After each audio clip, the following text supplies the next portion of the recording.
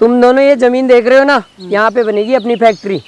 लेकिन प्रधान जी, ये ज़मीन जो सरकारी है, यहाँ फैक्ट्री बनाना मुश्किल है। अरे तुम दोनों इस बात की चिंता क्यों करते हो, वो मैं सब देख लूँगा। तुम तो फैक्ट्री का काम चालू करो। ठीक है प्रधान जी।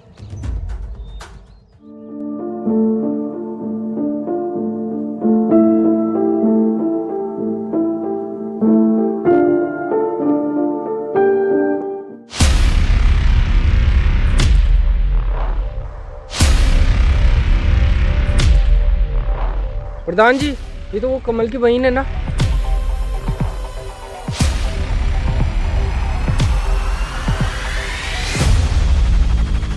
ए लड़की, इधर आ।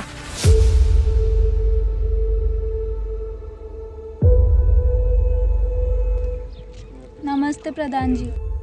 नमस्ते नमस्ते। ये किताबें लेकर कहाँ गई थी? मैं पढ़ने गई थी। तुम्हें पता है ना, हमारे समाज में लड़कियों को पढ़ने की इजाज़त नहीं है। और कल से ये किताबें घर पे रख के घर का काम संभालना। लड़कियों का काम होता है घर का काम संभाले, घर वालों का काम में हाथ बटाए, ना कि इधर उधर किताबें लेकर बाहर पढ़ने जाए। और हाँ, तू पढ़ लिख कर बन क्या जाएगी? प्रधान जी, मैडम कलेक्टर बनेगी, कलेक्टर। कलेक्टर बनेगी ये।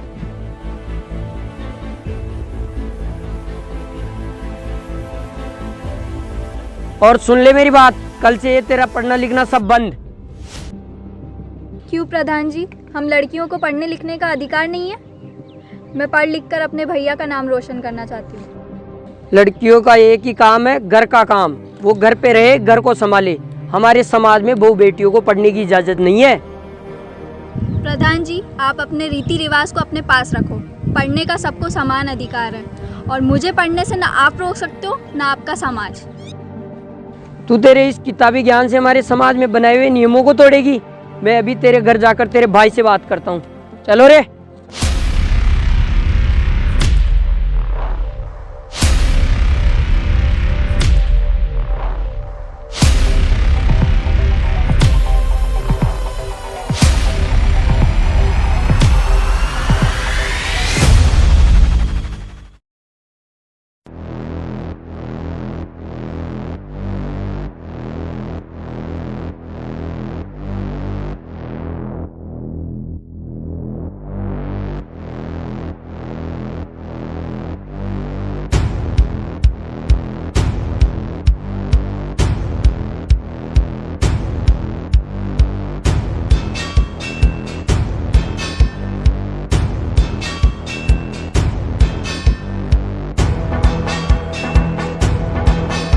और अरे कमल, चलो उसे आज प्रधान की ताकत दिखाते हैं।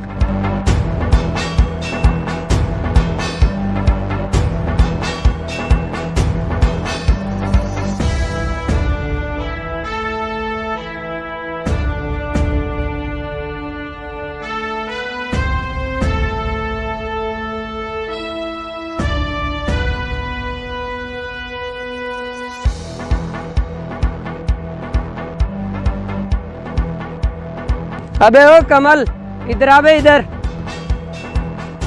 जी प्रधान जी, आया। क्या बात होगी प्रधान जी? लगता है तुझे इस गांव के रीति रिवाज का पता नहीं है। क्यों प्रधान जी, ऐसा क्या हो गया? तुझे पता नहीं, तेरी बहन पढ़ने के लिए बाहर जाती है, और तुझे पता है हमारे समाज में लड़कियों का बाहर जाना सख्त मना है। तो प्रधान जी, उसकी पढ़ने की इच्छा है, तो उसमें क्या हो गया? मैं कुछ नहीं जानता। अगर तुम्हें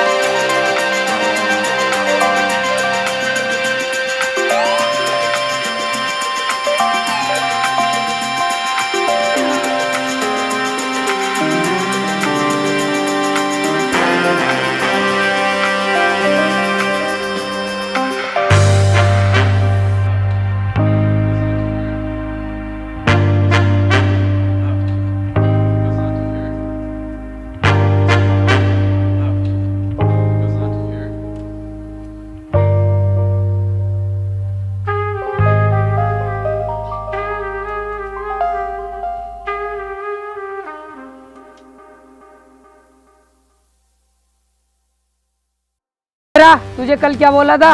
नहीं समझा ना तू?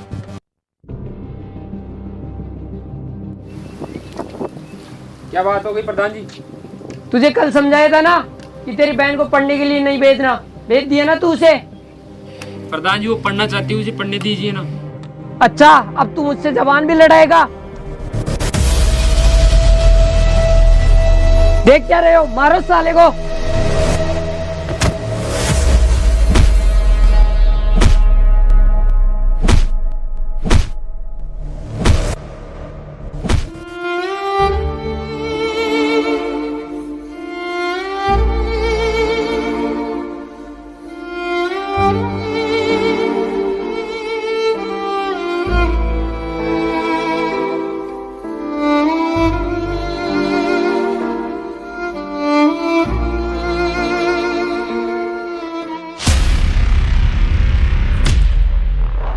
अबे सुन, अगर ऐसे समझ में आ गई ना तो अच्छा है, वरना मुझे अच्छे से समझाना आता है। आगे अगर ऐसी गलती की ना तो तुझे जिंदा नहीं छोड़ूंगा। चलो बे।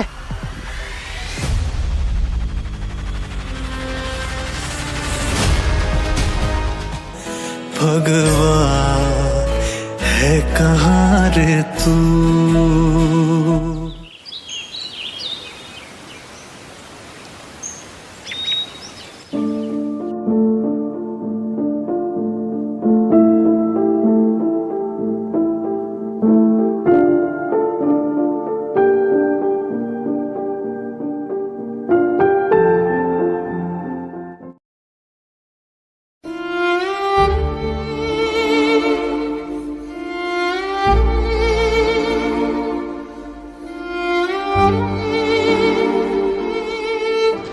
भैया, आप यहाँ उदास क्यों बैठे हो?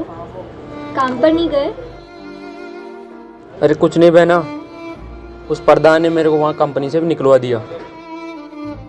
पर बहना, अब तुझे कुछ करके दिखाना पड़ेगा इस समाज को, तब जाके अपनी बात रहेगी।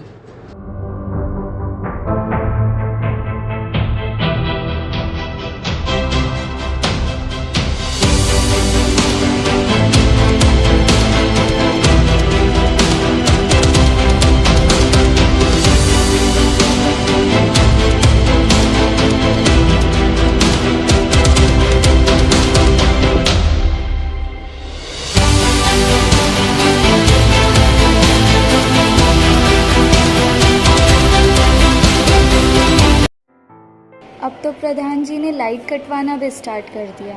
अब मैं पढ़ाई कैसे करूँगी? हे भगवान। प्रधान जी, इस फैक्ट्री ने तो आपकी किस्मत बदल दी। जमीन सरकारी, फैक्ट्री हमारी। क्या दिमाग लगाया आपने?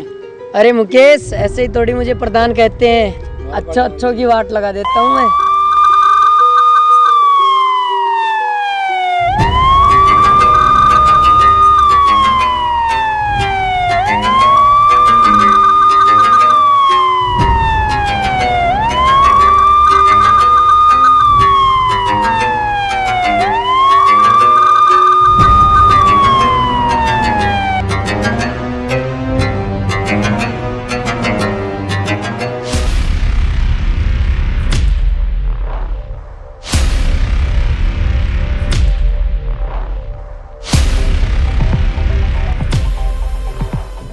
इस फैक्ट्री का मालिक कौन है भाई?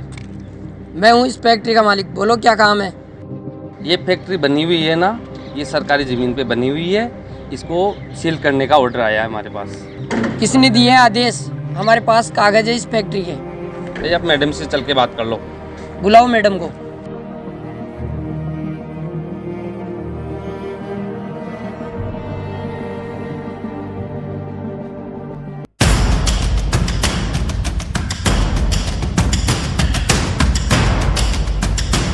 प्रधान जी, ये तो वही लड़की है जो हम पढ़ने जाने से रोकते थे।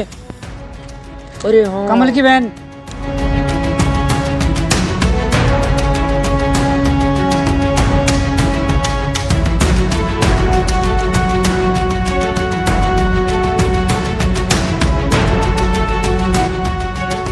अरे बिटिया तुम? हाँ, वही गांव की लड़की। जिसका काम पढ़ना लिखना नहीं, घर का काम करना था। वो तो ठीक है, पर तुम इस फैक्ट्री को सील नहीं कर सकती। इस ज़मीन और फैक्ट्री दोनों के कागज़ है मेरे पास। ये जो आपकी फैक्ट्री बनी हुई है, ये सरकारी ज़मीन है और मैं अपने ज़िले में कोई भी इलीगल काम नहीं होने दूंगी। पर मैडम, इस फैक्ट्री और ज़मीन के मेरे पास कागज़ पड़े हैं। मुकेश, कागज़ लाना रे। कोई ज़रूरत नहीं है वो नकली पेपर्स दिखाने की। ओरिजिनल डॉक्यूमेंट्स मेरे पास है और तुम्हारी ये फैक्ट्री तो मैं सील करके रहूँगी। मुझे माफ़ कर दो बेटा, जो मैंने तुम्हें पढ़ने के लिए मना किया। अगर आज मैं गांव की लड़कियों को पढ़ने के लिए मना नहीं करता ना, तो तुम्हारी तरह बहुत सारी लड़कियां अफसर बन जाती। मुझे माफ़ कर दो। मैडम, इस फैक्ट्री का क्या करना है? सील कर दो।